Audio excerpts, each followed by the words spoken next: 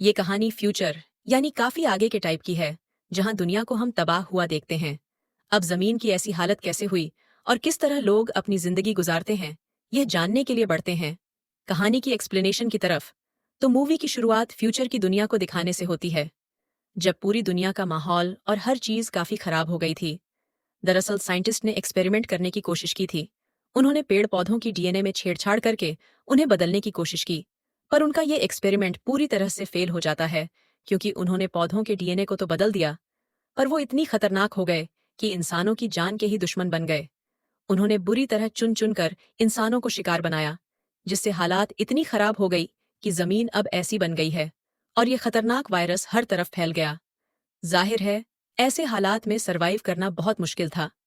हर किसी को अपनी अपनी जान की पड़ी, जिस वजह से इंसानों ने भी खुद को दो हिस्सों में बांट लिया। जैसे कि अमीर पैसे वाले लोग आम लोगों से अलग एक कॉलोनी बनाकर रहने लगते हैं, जिसका नाम सिटेडल था। सिटेडल कॉलोनी का माहौल बाहर दुनिया के मुकाबले काफी अलग था। वो रहने लायक था और वहां किसी चीज की तंगी नहीं। वहां की जमीनें भी काफी अच्छी थीं। साथ ही सिटेडल की लोगों ने अपने बीजों को ऐसे बदल दिया था कि वो कुछ भी उगा सकते थे। मगर सिटेडल के लोग बाहर के लोगों को बीज तभी दिया करते थे जब उन्हें उनके खून या ऑनर्गन जिस्म के किसी हिस्से की जरूरत होती। खून और ऑनर्गन के बदले बाहर वाले बेचारे लोगों को बीज हासिल करने पड़ते थे। मगर उन बीजों को भी सिटेडल वालों ने इस तरह लॉक किया था कि बाहर के लोगों को बस एक ही तरह की फसल मिल सकती थी, और कुछ बीजों को तो अनलॉक करने के लिए कोड की जरूरत पड़ती थी, जिससे हम अंदाजा लगा लेते हैं कि ऐसे में बाहर के लोगों के लिए सरवाइव करना बहुत ही मुश्किल था। इसके बाद हम कहानी की मेन कैरेक्टर एक लड़की को देखते हैं, जिसका नाम वेस्पर था, नी, जिसके नाम पर ही ये मूवी बनी है। वेस्पर बाहरी दुनिया में अपने पैरालाइज डैड के साथ रहती थी। उसके डैड चल फिर नहीं सकते थे। उनकी हालत भी बहुत खराब थी। अब उसके डैड पहले सिटेडल वालों के लिए ही काम करती थे और वही रहा करती थी। पर धीरे धीरे जब उसकी डेट पैरालाइज हुई, तो सिटेडल वालों ने उन्हें बाहर निकाल दिया। मदद के तौर पर उन्हें ने बस एक ड्रोन जैसा दिखने वाला रोबोट दिया, ताकि इसके जरिए वो किसी से मदद मांगने के लिए राबता कर सके। अब इस ड्रोन रोबोट में वेस्पर के डेड के दिमाग का कुछ हिस्सा डाल दिया गया था, और उनका बाकी सारा जिस्म तो बेड पर ही पैरालाइज हालत में पड़ा हुआ था। हम देख पाते हैं कि वेस्पर एक काफी ज़हीन और बहादुर लड़की है। वो अच्छे से जानती है कि इन हालात में कैसे सरवाइव करना है। उसने अपनी छोटी सी लैब बनाई हुई थी, जहां वो अपने हिसाब से पेड़ पौधों के नेटिक बदलती रहती थी, उन पर एक्सपेरिमेंट करती है। साथ ही वो अपने डैड को जिंदा रखने के लिए लाइफ सपोर्ट सिस्टम के जरिए उनका इलाज कर रही थी, जिसके लिए मशीन की जरूरत होती थी, क्योंकि तभी लाइफ सपोर्ट सिस्टम काम करता था। और ऐसे उसकी फादर अभी तक जिंदा थे। अब एक दिन वेस्पर जब ड्रोन रोबोट के साथ घर आ रही थी, तो उसने देखा कि उसके डेड की लाइफ सपोर्ट सिस्टम की बैटरी किसी ने चुरा ली है। इससे वेस्पर परेशान हो गई, और अब उसे ना चाहते हुए भी अपने अंकल से मदद लेनी पड़ेगी, जो बहुत ही बुरा इंसान है, और वो उसके पास चली जाती है। असल में उसका अंकल एक ऑर्फनेज को चलाया करता था, यानी जहां बेघर बच्चों को रखा जाता है। वो बच्चों को अपने मकसद के लिए ऐसे इस्तेमाल करता था कि उन बच्चों की खून और ऑर्गन के बदले वो सिटेडल वालों से लेन देन किया करता था, ताकि वो अपनी जिंदगी आराम से गुजार सके। अब वेस्पर अपने अंकल के यहाँ आकर देखती है कि कुछ लोग एक जगह को मार रहे हैं। जग दरअसल इंसानों जैसे दिखने वाले ह्यूमनॉइड रोबोट्स थे, जिन्हें सिटेडल वाली अपने रोजमर्रा के काम करवाने के लिए बनाया करते थी। वेस्पर के अंकल ने इस जग को वहां से खरीदा था, पर अब जब वो उसके किसी काम की नहीं रही, तो वो उसे मरवा देता है। अब वेस्पर अपने अंकल को बताती है कि मुझे अपने डैड की लाइफ सपोर्ट सिस्टम को चलाने के लिए बैटरी चाहिए, जिसके लिए वो अपना खून देने को भी तैयार हो जाती है। अब उसका अंकल खून तो ले लेता है, लेकिन बैटरी लेने के लिए उसे 2 दिन के बाद आने का टाइम देता है। वेस्पर कहती है कि 2 दिन तो बहुत ज्यादा होंगे, मेरी डैड नहीं रुक सकती। पर जब अंकल नहीं सुनता, तो वो जबरदस्ती बैटरी चुराकर भागने की कोशिश करती है, पर बेचारी ऐसा कर नहीं पाती, और अंकल उसे पकड़ लेता है। वो फिर वेस्पर को वहां से बाहर निकाल देता है। अब थोड़ी देर बाद वेस्पर चुपके से अंदर घुस जाती है।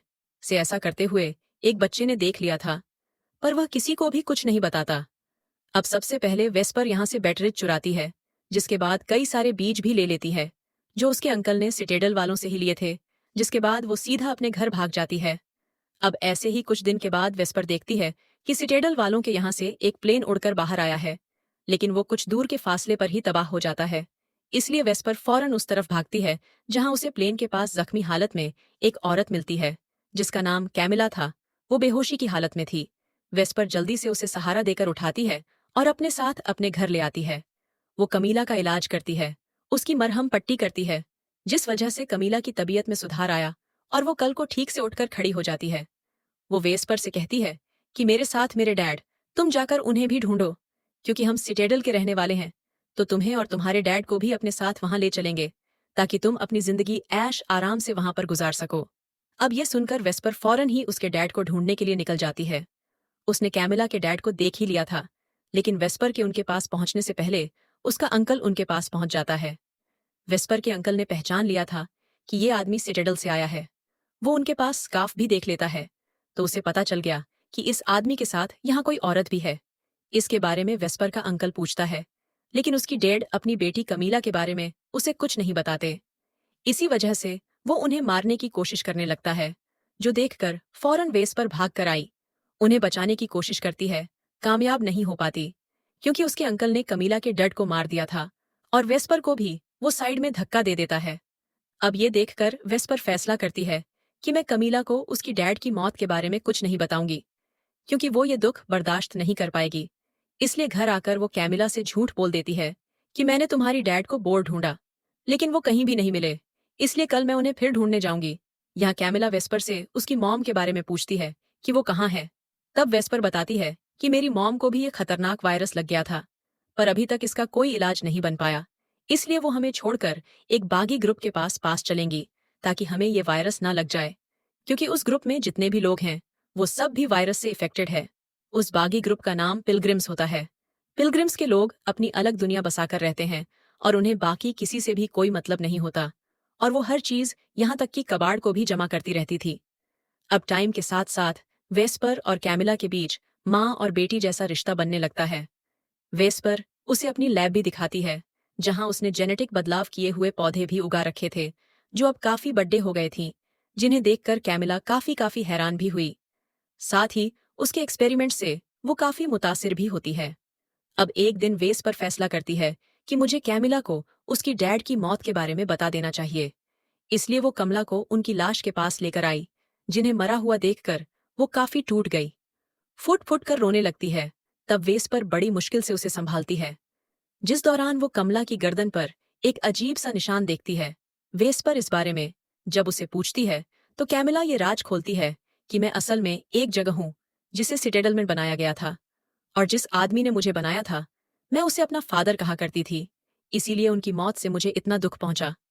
अब कैमिला बाकी जग की निस्बत काफी होशियार और एक्टिव जग थी। साथ ही उसके अंदर इंसानों जैसे इमोशंस, जज्बात भी थे, इसलिए सिटेडल वाले उसे मारना चाहते थे। उसे बचाने के लिए उस दिन कैमिला की डेड प्लेन के जरिए सिटेडल से भाग रहे थे, लेकिन बीच रास्ते में उनका प्लेन तबाह हो गया। इस वजह से वो ज्यादा दूर तक नहीं जा पाए थे। कैमिला वेस्पर से कहती है कि मुझे एक और बात के लिए माफ करना। मैंने तुमसे झूठ बोला था कि हम तुम्हें और तुम्हारी डैड को सिटेडल लेकर कर जाएंगी। अब जाहिर है हम वहां से भाग गई थी, तो वापस जाने का तो सवाल ही पैदा नहीं होता था। मैं तो सिर्फ इसलिए कह रही थी ताकि तुम डैड को ढूंढ लो। यह सुनकर वेस्पर को काफी बुरा लगता है। वो कैमिला से नाराज होकर उस पर काफी गुस्सा करती है कि तुमने मेरा दिल तोड़ा है, क्योंकि उस बात के बाद मैंने तुम्हें आखिरी उम्मीद समझना शुरू कर दिया। घर आने के बाद वेस्पर के डेड ड्रोन रोबोट के जरिए वेस्पर से बात करती है और उसे समझाते हैं कि बेटा, तुम्हें कैमिला को माफ कर देना चाहिए, क्योंकि वो इस टाइम काफी दुखी है, टूटी हुई है। तब अपने डेड की बात मानकर वेस्पर उसे माफ कर देती है और उसके साथ बात करने लगती है। अब एक दिन वेस्पर को याद आया कि क्योंकि कैमिला भी सिटेडल से आई है, तो हो सकता है कि इसके खून, डीएनए और सेल से लॉक हुई बीजों को अनलॉक किया जा सके, लॉक्स को तोड़ा जा सके, जिससे बीज इस्तेमाल की काबिल बन जाएंगे। वेस्पर ऐसा करती भी है, लेकिन कोई फायदा नहीं होता, जिस वजह से वेस्पर मायूस और परेशान हो जाती है। उसे परेशान देखकर कैमिला एक म्यूजिक बजाती है, जो उसे उसके डैड ने सिखाया था, तो उनके बचते ही कैमिला के सेल की मदद से वो बीज अपने आप ही अनलॉक हो जाते हैं। यानी इसका मतलब था कि इस धुन में बीजों को अनलॉक करने का कोड था, और इसी वजह से कैमिला की डैड ने उसे म्यूजिक सिखाया था।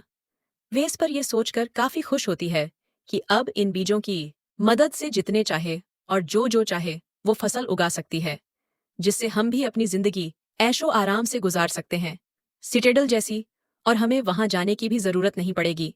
अब एक दिन जब वेस्पर घर पर नहीं थी, तो यहाँ उसका अंकल आ जाता है। वो जब कैमिला को यहाँ देखता है तो उसे अपने साथ ले जाने लगता है। पर जब उसकी नज़र कैमिला की गर्दन पर बने निशान पर गई तो उसे यह जानने में देर नहीं लगती कि ये लड़की असल में एक जगह है।